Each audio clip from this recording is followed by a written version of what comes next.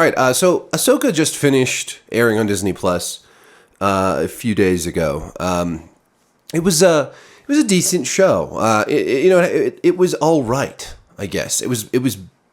So The Mandalorian, when it first came out, surprised me. It was really great. I enjoyed it so much, and I enjoyed the second season. Maybe not as much as the first season, but I enjoyed that a lot.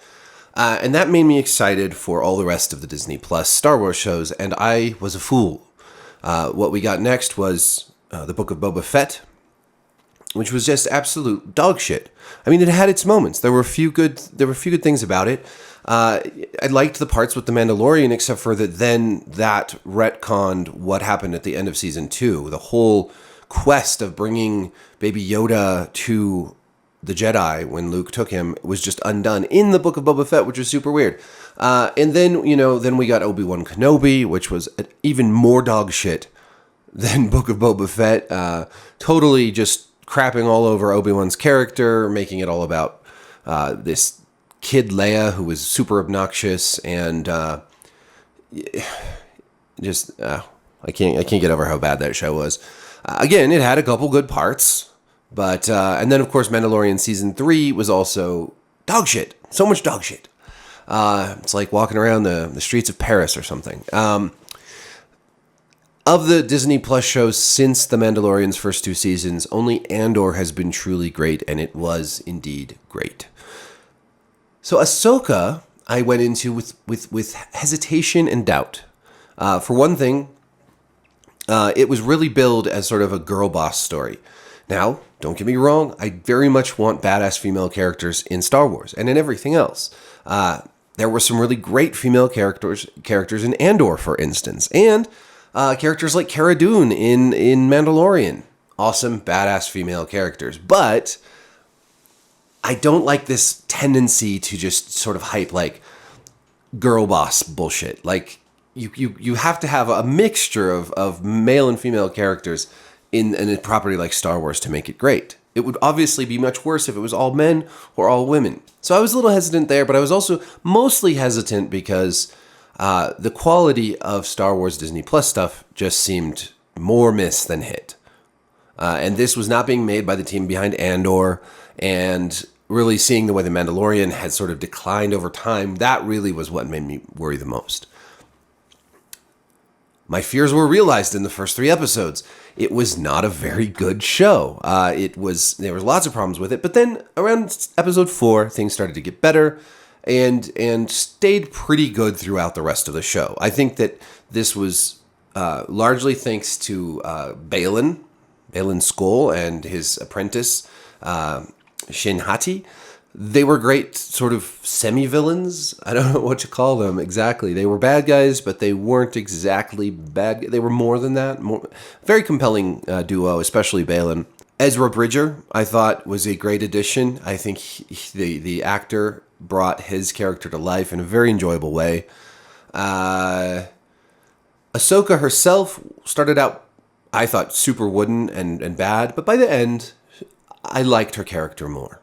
I didn't love her character, but I liked her more. She still feels so different than the character from the animated shows, and I get that some of that is that she's older and wiser and more jaded and all that.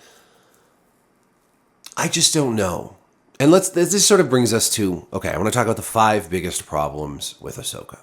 Now maybe I'm missing something, so if I am, let me know in the comments. There's more than 5 problems with this show, and maybe my biggest problems aren't your biggest problems. So obviously, shout out in the comments. I love to have conversation with you all. Although I'm not gonna lie, I'm trying to do less comments. I get into the comments, or I get on Twitter, and I get into way too many scraps with people who are just pressing my buttons. So I'm trying to be better about that.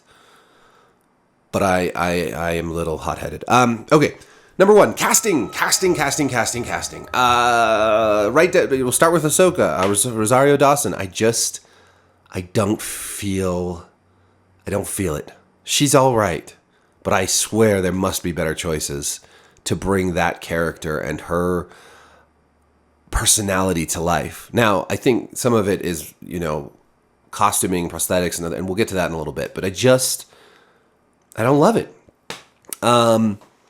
beyond her, the actors who play Sabine, I don't know if it's the actor's problem. She looks the part well enough, but I just didn't like her character at all. Throughout the whole season, she was one of the weakest links. Just her being deceptive, doing all this stuff that made her seem like an angsty teenager when she's got to be like 30-something at this point. Her character was written poorly, so it's hard for me to say if it was casting or not. I don't know, but I didn't like the character. Thrawn's okay. I mean, I'm glad that they picked Lars Mikkelsen to play the part that he did. He did the voice part in Rebels. But he doesn't really look like Thrawn. Thrawn's supposed to be like, his brother, Mads Mikkelsen, would have been a better choice in a lot of ways because he's supposed to look a little more dapper, a little more fit. He's an admiral. He's not... Thrawn in Ahsoka looks a little dumpy. There's a lot more problems with Thrawn, and we'll get to that. But the casting choice, I don't know. I'm just going to give it a mid. And you can go through all this. I like Mary Elizabeth Winstead, but I don't love her as Hera. I don't know. We won't even talk about her son. Again, I thought Ezra Bridger, great casting. Both Balin and Shin, great casting. David Tennant playing Huyang, wonderful choice for that role. So pretty mixed casting, but I think some of the big important roles like Ahsoka are kind of more of a miss than a hit for me. And I don't know if that's direction or casting, but I don't know. I just feel like that character lost a lot of spark. And even when she gets some of it back, it's not quite enough. I think some of this boils down to my second point, which is just the design choices. I wrote a whole article about how I don't like the fake contacts, like Hera, Ahsoka, like Ezra. Thrawn, you kind of have to have the red eyes, so I'll give him a pass. And he's the most alien looking of them all. But I really think the natural eye color or just a much more subtle contact lens, like tinge of green for Hera's eyes, or I don't know, just like... Honestly, I would have preferred them to have their normal eyes because a lot of emotion is conveyed through the eyes. A lot of people are very mad at me for this. I was even called a misogynist by more than one person for saying this, even though this is directed at both men and women in the show. But I just think so much emotion is conveyed through the eyes, and when you have such heavy effects on the eyes, something is lost, and it just looks weird. And for me personally, and I know this is just a personal thing, and maybe other people would feel totally different, but it really bugs me. And I think, and I know a lot of people are like, well, if they hadn't changed the eye color, then everyone would be bitching. You'd be bitching that they weren't being true to the source. No, I would not be bitching about that. I could give a shit about eye color. It's such a minor thing in terms of like fidelity to the source material. Like you dressed her up she's all green. She's got like the things coming off her head. I don't care if her eyes are brown, I'm not going to throw a fit. Now some people will. Star Wars fans will bitch about anything. But it's also not just the eyes, it's also the costumes. Like they did the exact costumes, right, from the show. Again, like Hera with her goggles and all that. And that's fine like for maybe a scene, but you don't need to have them wear the same clothes all the time. That's not how people in the real world or even in the Star Wars universe actually dress. Like unless you're a Mandalorian in armor, right? Like this isn't a cartoon. Cartoons keep the same clothes because it's just easier and cheaper to animate that. But in real life and in live action, people change their costumes pretty frequently. And then the costumes just look like costumes to me. Like they're not dirty, they're not worn. This is a problem not just in Ahsoka, but in some of the other shows like Obi-Wan. You saw Obi-Wan walking around on Tatooine in his very, very nicely pressed and cleaned robes. Like, you would have some dirt on you. You would just have some dirt on you. This is a wider problem with Hollywood in general. Like, you watch The Walking Dead, and everyone's got perfect hair, and they're well groomed. Like, I can't even stay that well groomed, and I live in a house with electricity. Like, I have this idea that if I ever do make like a zombie show or something, I'm going to get the cast and crew, and we're going to go on a 6-day backpacking adventure in the woods. We're going to go rough it for 6 days, hell, 3 days, with fire. With cooking over a fire. By the end of that, you're so dirty with dirt and smoke and grime. You don't your hair isn't clean. Nothing on you is clean. Even if you find a river to bathe in or something, like, your shit is dirty. Now that's why I want to do that, is so that when everybody goes out and experiences this, they can take that experience back to the show they're working on. Because I swear to God, all these shows are made by city slickers who have never camped a day in their life outside of a campground or an RV. You get dirty when you're not in the when you don't have the creature comforts of home. You just do. And fire is the worst. And I am digressing. I realize this. But the reality, even in a fantasy, even in a science fiction show, whatever, those details, they enrich the experience for viewers, even if the viewer doesn't realize it. So for me personally, like, having lived in costumes, lived in look, what they did very well in Andor, for instance. I'm going to keep bringing up Andor. I'm sorry. It's a wonderful show, and it was made really well. Third problem. Pacing, story, and dialogue. The pacing is terrible in this show. I don't understand why it's so hard to write. You've got 8 episodes. We're not talking, a lot of shows back in the day had 16, 24. This is 8 episodes. If you have a story in mind, why is it so hard to pace it out properly? Like, it's just 8 episodes. They're not even an hour long each. You have a story to tell. Why does it take 3 episodes to get to a point where it's actually interesting and exciting? The story itself is, like, it's the story of going and rescuing Ezra, but like, all they end up doing really is getting Thrawn and freeing him. And it's so predictable. Of course Thrawn's going to come back if they do this. Of course. It's not a great story. And by the end, it's not very satisfying. And the really interesting bits, like, what's Balin doing? And you see him there at the end with the big statue mountain thing in the background and looking out over. That's super interesting. I want to know more about that. Why aren't we learning more about that? That's a story I want to see. All this other stuff, it's just not. Why did they even call it Ahsoka? It's not really even about her. They could have called it Sabine. It was more about Sabine. They could have called it Thrawn. It was more about Thrawn. The Return of Thrawn. Or, like, why didn't they call it Heir to the Empire? Although I will say, Thrawn himself, and this gets to the problems with story, Thrawn himself wasn't very smart. His tactics were terrible. Everything he did kind of led to more problems. If he hadn't sent those fighter ships to go stop Ahsoka and her friends on their approach, then they could have gotten away sooner. And then why did they bring the ring down to the ship instead of the ship up to the ring? I don't understand. Like, his tactics were basically like, hit them with more guns, send more guys at them.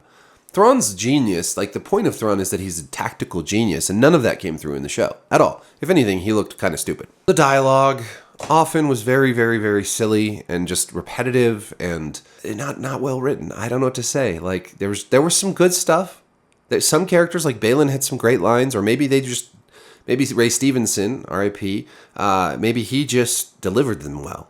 Ezra, I thought he had some good lines. He was pretty funny, though. So funny goes a long ways for me. Like, if you can be funny, maybe I overlook some of the other weaknesses in the dialogue.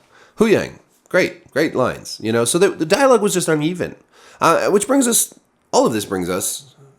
the story especially, brings us to number 4, which is, this show was made for the Filoniverse. Dave Filoni fans of Clone Wars and Rebels. It is so geared towards that. It may as well have been a new season of Rebels. I mean, honestly, why didn't they just make a new season of Rebels, the animated show? That would have made more sense and probably cost a lot less money, Disney with your layoffs and your park closures and all the other things maybe you should have just made a new season of Rebels. Why not? I mean, animation is great. Animation is fun. We got a new season of Clone Wars. Fans of these shows would have been thrilled, and everybody else who tuned into this who hasn't watched Rebels wouldn't have thought to themselves, like, what the hell's going on? I mean, basically, I just don't get it. I don't get why this was a live action show. And I know it's all building towards, like, Filoni's movie and stuff, but maybe it would have made more sense to keep the animated stuff more in its corner and built out new stories. And this leads us to my final point. There's not much we can say about that. I just think it was geared too much towards the Filoniverse. But my final point is simply this. Everything here is meaningless because of the sequel trilogy. At least when we were watching Clone Wars or Rebels or something like that before the sequel trilogy, we wanted to learn what was happening. If The Mandalorian had come out before the sequel trilogy, and we didn't know what was going to happen later. That would have been a really cool story because it would have been post-Empire with a big open, blank canvas to work on. If all these shows were, if they built to Thrawn and the heir to the Empire and that whole storyline, and that led to the sequel trilogy, a new sequel trilogy, not the one we got, but one built off of all these other stories, that would be cool. But the fact of the matter is, unless they just can that and retcon it, what everything here leads to eventually is the First Order and the return of Palpatine and all the other bullshit. And I have mixed feelings about the sequel trilogy. There were parts of it I really did enjoy. But ultimately, when I sit with it and I think about it, I think, it ruins a lot of what made Star Wars great. And that's you just can't escape from that unless Disney and Lucasfilm were to say, you know what, the sequel trilogy, that's not canon anymore. That didn't happen. We're making a new sequel trilogy, and that's going to be canon. And then they wrote the whole thing out ahead of time, and they got their ducks in a row, and they didn't have different directors and screenwriters doing each movie without any coordination, like a bunch of fucking drug-addled psychopaths. If they don't do that, then I don't know how any of this works. Like, it's one thing doing something prequely like Andor, which is leading to leading up to the original trilogy, because at least that's leading to something that's good. The original trilogy is good. That's leading, just like Rogue One led up into A New Hope. That works simply because it's leading to something that we all care about. But what's happening here is that we're leading up to something that collectively I think the Star Wars fandom is not happy with.